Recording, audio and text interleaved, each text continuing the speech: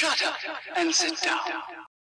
तो चलिए आइए अब हम लोग पढ़ते हैं 24.4 प्रोसेस ऑफ यूनिटी के बारे में। The process of unity in India can be viewed from two angles, unity inherent and unity threatened.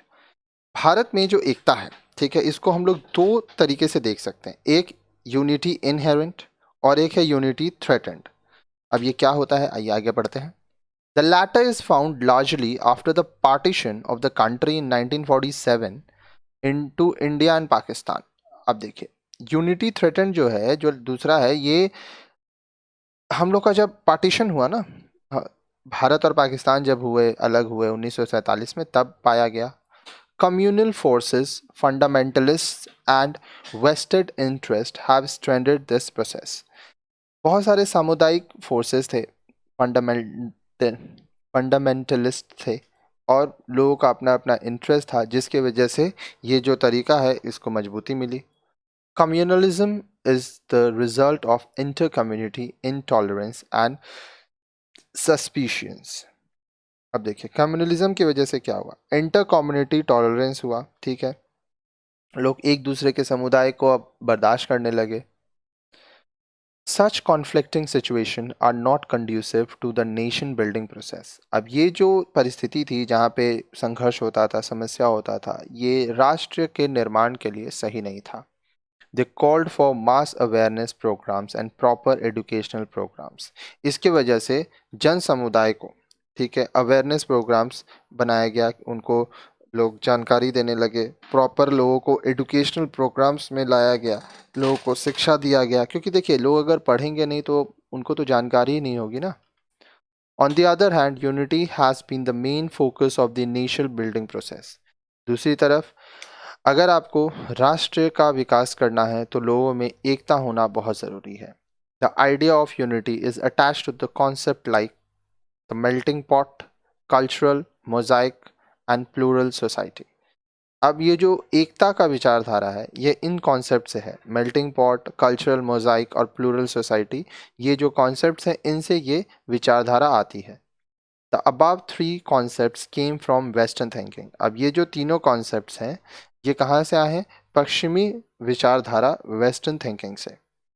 Melting pot indicates autonomous cultures just opposed in a particular area and have autonomy but melt into a single national culture। melting pot से क्या होता है कि देखिए, सबका अपना culture है, ठीक है, एक पर्टिकुलर एरिया में, एक क्षेत्र में जो लोग रहते हैं, लेकिन ऑटोनॉमी होने की वजह से, ठीक है, अब देखिए, कल्चर जो है वो क्या है, ऑटोनोमस कल्चर है।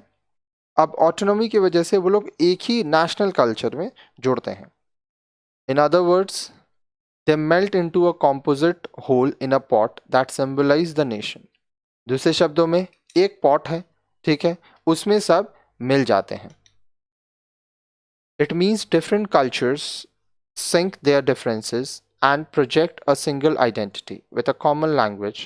This concept cannot be applied to the Indian situation where diversities persist। इसका मतलब ये हुआ कि देखिए, बहुत सारे जो संस्कृति हैं वह अपने अंतर को, अपने मतभेदों को भूलकर एक हो जाते हैं और एक आइडेंटिटी बताते हैं, जिन उनका एक कॉमन लैंग्वेज होता है। जैसे आपको पता होगा, फॉरेन कंट्रीज में बहुत ज़्यादा जाति धर्म नहीं होता, ठीक है, तो ये कॉन्सेप्ट जो है वो भारत में नहीं हो सकता, क्योंकि यहाँ पे बहुत सारी विविधताएं हैं। The concept of cultural mosaic is woven around the idea of coexistence and projecting a single national identity despite cultural differences। अब जो कल्चरल मोजाइक का कॉन्सेप्ट है, उसमें क्या है, उसमें ये बोलता है कि हम लोग सब एक ही राष्ट्र में रह रहे हैं, हम लोग सब में एकता है, ठीक है, एक साथ हम लोग रहते हैं। अब हमारा जो भी सांस्कृतिक मतभेद हो, डिफरेंसेस हो, वो अपनी जगह है, लेकिन भारत है में रहते हैं तो सब भारतीय हैं। आगे देखिए, this can be very well applied to India. यह भारत में अच्छे से लागू किया जा सकता है। But the critics point out that India is not a cultural Mosaic since it has not produce a main stream culture. लेकिन जो आलोचना करते हैं वो लोग कहते हैं कि भारत कल्चरल मोजाइक नहीं हो सकता क्योंकि इसका कोई मेन स्ट्रीम कल्चर नहीं है। भारत में देखिए बहुत सारी संस्कृतियां हैं, सब अपने अपने संस्कृति को मानते हैं, यहाँ पे कोई एक संस्कृति तो मेन है नहीं।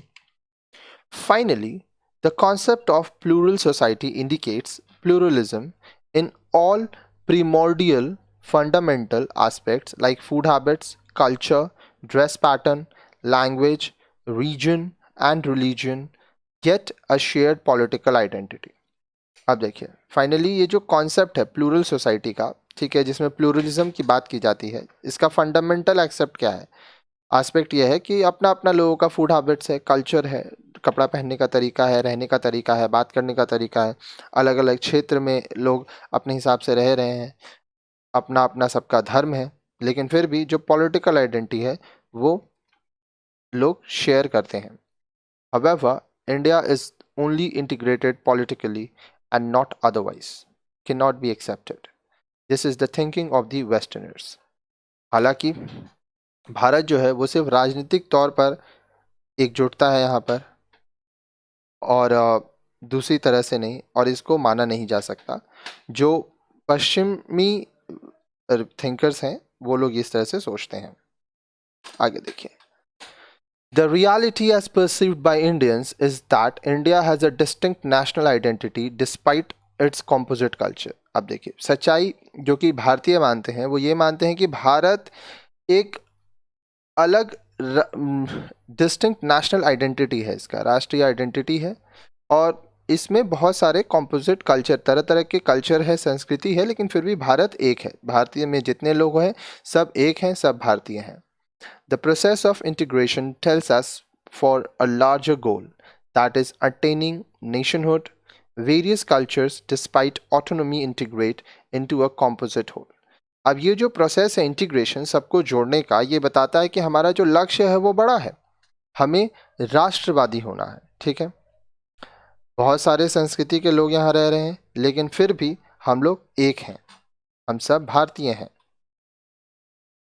The composite whole projects the Indian mainstream culture, symbolically resembling a spread out banyan tree whose branches are named as the Bengali culture, Odia culture, South Indian culture and Avdi culture etc. अब देखिए हम लोग इसको इस तरह से कह सकते हैं कि भारत का जो मेन स्ट्रीम कल्चर है, ठीक है, ये एक प्रोजेक्ट है वो इस तरह से कि एक मान लीजिए बैनियन ट्री है, ठीक है, उसके बहुत सारे ब्रांचेस है, तो भारत भी वही एक पेड़ की तरह है जिसमें बहुत सारे ब्रांचेस हैं, बहुत सारी संस्कृतियां हैं। बंगाली कल्चर है, उड़िया कल्चर है, साउथ इंडियन कल्चर, अवधी कल्चर, इस तरह से बहुत सारी संस्कृतियां हैं जो भारत में रह रही हैं, फल फूल रही हैं। Various religions have coexisted in India peacefully for centuries together. बहुत सारे धर्म के लोग भारत में शांतिपूर्ण तरीके से हजारों सालों से रह रहे हैं। Village studies by prominent sociologists show that in village India, the Muslims are part of the well-knit socio-economic system. जब गांव के बारे में अध्ययन किया गया जो कि समाजशास्त्रियों द्वारा, तो पता चलता है कि गांव में जो भारत में रहने वाले मुस्लिम्स हैं वो बहुत ज़्यादा सोशियो इकोनॉमिक सिस्टम में हिस्सा लेते हैं, उनका बहुत ज़्यादा योगदान है। The instance of Mool Dwarka can be cited here. अब मूल द्वारका का जो किस्सा है वो यहाँ पे हम लोग बोल सकते हैं। आगे देखिए, आगे बोल रहा है, इन मूल Dwarka in Gujarat, one of the 4 chief religious centers of Hindu, 5 graves are found. The Muslim regard those as Panch Peers, 5 saints, and offer green chadar, shawl, and the Hindu regards them as Panch Beer, 5 warriors, and offer yellow chadar. अब देखिए मूल द्वारका जो कि गुजरात में है, वहाँ पे 4, ये क्या है, मूल द्वारका हिंदुओं के 4 प्रमुख धार्मिक जगहों में से एक है। वहाँ पर 5 कब्र पाए जाते हैं। मुस्लिम कहते हैं कि ये 5 पीर हैं, 5 संत हैं, वो उनको हरे चादर चढ़ाते हैं, शॉल चढ़ाते हैं। हिंदू मानते हैं कि ये 5 वीर हैं, 5 वॉरियर्स हैं, और इनको वो येलो चादर चढ़ाते हैं। आगे देखिए, there are several local Muslim deities which have both Hindus and Muslim followers. बहुत सारे स्थानीय लोकल लेवल पर मुस्लिम डाइटीज हैं जिनको दोनों हिंदू और मुस्लिम दोनों मानते हैं. Example of such deities are Syed Baba in Old Delhi, Dev Sharif in Barabanki Uttar Pradesh and Ajmer Sharif in Rajasthan etcetera. आप देखिए, जैसे सैयद बाबा जो पुरानी दिल्ली में है, देव शरीफ बाराबंकी उत्तर प्रदेश में, फिर अजमेर शरीफ राजस्थान, इनको हिंदू भी मानते हैं और मुस्लिम भी मानते हैं. आगे देखिए. The widely accepted tradition that great religious merit occurs out of a pilgrimage made on foot covering the four dhams located in four directions of the country. Badrinath in Uttaranchal in the north, Dwarka in Gujarat in the west, Rameshwaram in Tamil Nadu in the south, and Puri in Orissa in the east project the oneness of the great landmass now called India और भारत. अब देखिए, भारत में बहुत बड़ा ये देश है, ठीक है, और इसका जो ट्रेडिशन है, जो परंपराएं हैं, वो बहुत दूर दूर तक माना जाता है. इसकी महान धार्मिक जो हमारा तीर्थ होता है, उसके चार जो स्तंभ हैं, चार धाम जिसको हम लोग कहते हैं, वो चार अलग अलग डायरेक्शंस में है, चारों दिशाओं में है देश के. बद्रीनाथ उत्तरांचल में उत्तर भारत में है, पश्चिम भारत में द्वारका जो कि गुजरात में है, दक्षिण भारत में रामेश्वरम जो कि तमिलनाडु है, और पूर्वी भारत में उड़ीसा में पुरी है. इससे ये पता चलता है कि भारत भले बड़ा देश है, बहुत बड़ा इसका लैंड मास है, फिर भी यहाँ पे एकता है, और इसको हम लोग इंडिया और भारत कहते हैं. The 12 Shivling jyotirlings are distributed throughout India.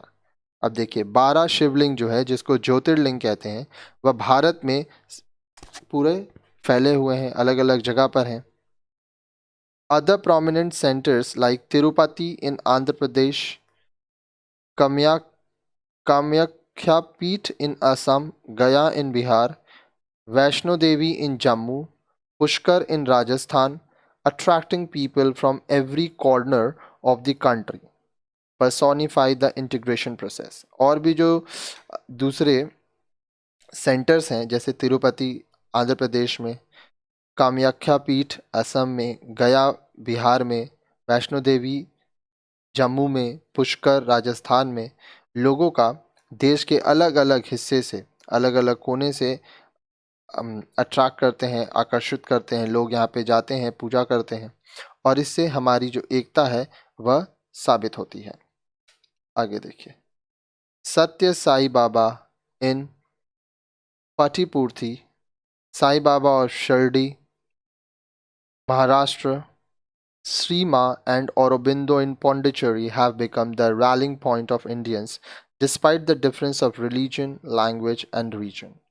अब देखिए, सत्य साई बाबा जो कि पुत्तीपुर्थी में, साई बाबा शिरडी महाराष्ट्र में, श्री माँ और औरोबिंदो पौंडीचेरी में, यहाँ पर बहुत सारे हिंदू जाते हैं.